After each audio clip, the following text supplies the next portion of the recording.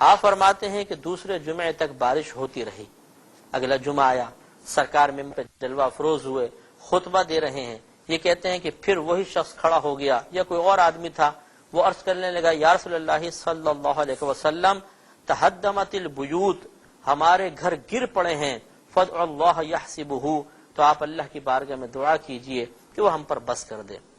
راوی کہتے ہیں فتبسم، نبی کریم صلی اللہ علیہ وسلم نے تبسم فرمایا. ثم قال، پھر آپ نے ارشاد فرمایا حوالینا لا علینا، اے اللہ ہمارے ارد گرد برسا، ہم پر نہ برسا.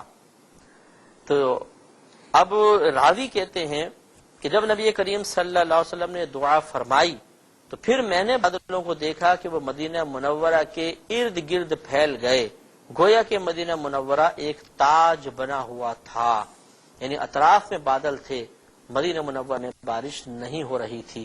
اس سے بھی معلوم ہوا کہ اللہ تعالیٰ نے آپ کو بادلوں پر بھی اختیار عطا فرمایا، جیسے کہ ایک روایت میں کہ آپ اشارہ فرماتے تھے، جہاں آپ اشارہ کرتے تھے بادل وہاں سے ہٹ جایا کرتے تھے اور مدینہ منورہ سے باہر نکل جاتے تھے. اس سے ہمارے نبی کریم صلی اللہ علیہ وسلم کا صاحب اختیار نبی ہونا ثابت ہوتا ہے. اللہ تعالیٰ نے اس عقیدے کو ذہن میں محفوظ رکھنے کی توفیق عطا فرمائے. یہ اب بخاری کی ہی روایت ہے، لیکن اس کو جو میں نے منتخب کیا ہے مشکات سے باب المعجزات صفحہ نمبر 532 پر حدیث پاک موجود ہے، اور حضرت جابر بن عبداللہ رضی اللہ تعالی عنہ اس کے راوی ہیں. یہ کہتے ہیں کہ حدیبیہ کے دن لوگ بے حد پیاسے تھے. نبی کے پاس ایک چھاگل تھی، یعنی چھوٹی مشک جس کو کہتے ہیں، جس سے آپ نے وضو فرمایا. جب آپ وضو کر چکے تو لوگ گھبرائے ہوئے آپ کے پاس آئے. آپ نے دریافت فرمایا کہ تمہیں کیا ہو گیا؟ انہوں نے کہا کہ ہمارے پاس پانی نہیں کہ جس سے ہم وضو کر سکیں، اور نہ ہی اب پینے کے لیے پانی بچا ہے کہ جس سے پیاس بجھا سکیں. صرف وہی پانی موجود ہے جو آپ کے سامنے ہے، یعنی جو چھاگل میں پانی تھا بس یہی موجود ہے. نبی کریم صلی اللہ علیہ وسلم نے اس چھاگل پر اپنا دست اقدس رکھ دیا تو آپ کی انگلیوں سے پانی کے چشموں کی طرح پانی جوش آنے لگا. یعنی آپ نے اس طرح اوپر رکھا تو انگلیوں سے پانی جاری ہو گیا. راوی کہتے ہیں کہ ہم سب نے خوب پانی پیا اور وضو بھی کیا. تو کسی نے پوچھا حضرت جابر رضی اللہ تعالی عنہ سے کہ آپ لوگ کتنے تھے اس وقت؟ حضرت جابر رضی اللہ تعالی عنہ نے بڑا پیارا جواب دیا. فرمایا کہ اگر ہم اس وقت 1,00,000 بھی ہوتے تو وہ پانی ہمیں کافی تھا، ہم اس وقت صرف 1500 تھے.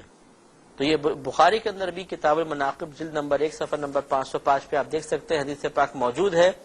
تو گویا کہ حضرت جابر رضی اللہ تعالی عنہ نے بڑے ہی نفیس کلام کیا کہ نبی کریم کی انگلیوں سے جاری ہونے والا پانی اتنی کثرت اور تیزی سے نکل رہا تھا کہ اگر 1,00,000 کی پبلک بھی ہوتی، 1,00,000 افراد بھی ہوتے تو ان کے پیٹ بھر جاتے، لیکن ہمارے ساتھ تو صرف 1500 تھے.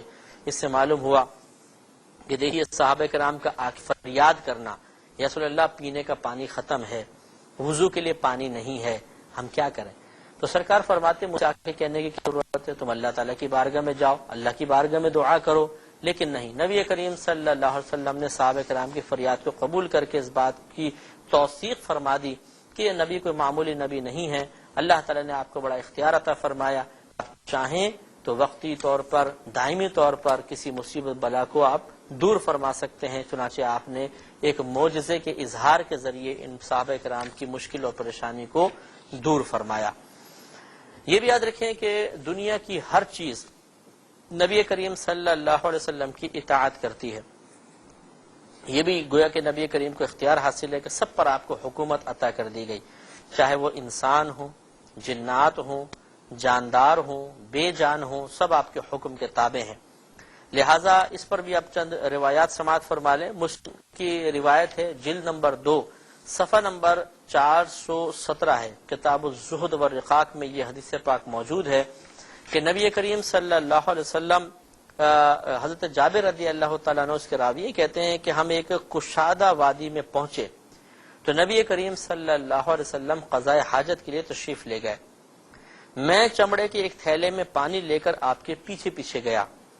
نبی کریم صلی اللہ علیہ وسلم نے دیکھا تو آپ کو رکاوٹ قائم کرنے کے لیے کوئی چیز نظر نہ آئی، یعنی وہ ذرا میدان تھا، میں بھی چھاگل لے کے کھڑا ہوا تھا، نبی کریم قضاء حاجت کے لیے تشریف لے گئے تھے.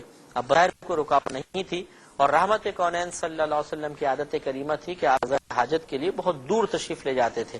تو اب وہاں صورتحال یہ تھی، کوئی ایسی چیز نہیں تھی جس کی آڑ میں آپ تشریف فرما ہوتے.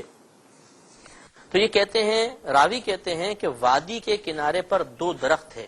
نبی کریم صلی اللہ علیہ وسلم نے ان میں سے ایک درخت کے آپ پاس تشریف لے گئے اور آپ نے اس کی شاخوں میں سے ایک شاخ پکڑی اور فرمایا کہ اللہ کے حکم سے میری اطاعت کر. راوی کہتے ہیں کہ وہ درخت اس اونٹ کی طرح آپ کا فرما بردار ہو گیا جس کی ناک میں رس ڈال دی گئی ہو اور وہ اپنے ہانکنے والے کے تابع ہو جاتا ہے. وہ آپ کے پیچھے پیچھے چلنے لگا. اس طرح سرکار نے کھینچا، وہ چلنے لگا. اور اس چلنے کی کیفیت پر آپ غور فرمائیں کہ کیسے وہ درخت چلا ہوگا. کبھی کسی درخت کو آپ چلتے ہوئے دکھا ہے؟ شاید کسی مووی میں کوئی کیمرہ ٹیکنیک سے درخت چلتا ہوا دکھا دیا جائے تو الگ بات ہے، لیکن ایک ظاہری طور پر سامنے درخت موجود ہو، اپنی جڑیں نکالے اور پھر اس پر چلتا ہوا ویسی ہیبت نہ ہوگا. نبی کریم صلی اللہ علیہ وسلم اس کی شاخ پکڑی اور پھر درخت کی طرف تشریف لے گئے اور اس کی شاخوں میں پکڑ یہی فرمایا اللہ تعالی کے حکم سے میری اطاعت کر. تو وہ درخت یہاں تک کہ جب آپ 2 درختوں کے درمیان پہنچے، یعنی ایک کو یہاں سے پکڑا ادھر لے آئے، پھر ایک کو وہاں سے ادھر لے آئے، جب درمیان پہنچے تو آپ نے ان دونوں درختوں کو ملا دی اور فرمایا کہ اللہ تعالیٰ کے حکم سے تم دونوں جڑ گئے. تو وہ دونوں درخت جڑ گئے. تو نبی کریم نے ان کے پیچھے پھر آپ فراغت فرمائی. حضرت جابر رضی اللہ تعالیٰ عنہ کہتے ہیں کہ پھر میں نے دیکھا کہ آپ ان درختوں سے باہر تشریف لا رہے تھے اور ان درختوں میں سے ہر ایک درخت اپنے تنے پر کھڑا ہو کر الگ ہو رہا تھا، یعنی وہ علیحدہ ہو گئے. تو معلوم یہ ہوا کہ ہر چیز نبی کریم صلی اللہ علیہ وسلم کی اطاعت کرتی ہے.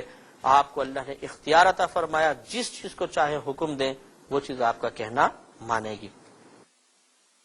اور اسی طرح یہ ترمذی کی روایت ہے، جلد نمبر 2 صفحہ نمبر 204 ابواب المناقب میں ایسی حدیث پاک موجود ہے، لیکن انشاءاللہ وقت کی قلت کے باعث آج نہیں، نیکسٹ پروگرام میں ضرور عرض کریں گے.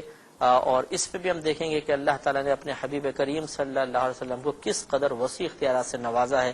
اللہ تعالیٰ ہمیں اسے بھی سننے کی توفیق عطا فرمائے. آمین. وآخر دعوانا ان الحمد للہ رب العالمین.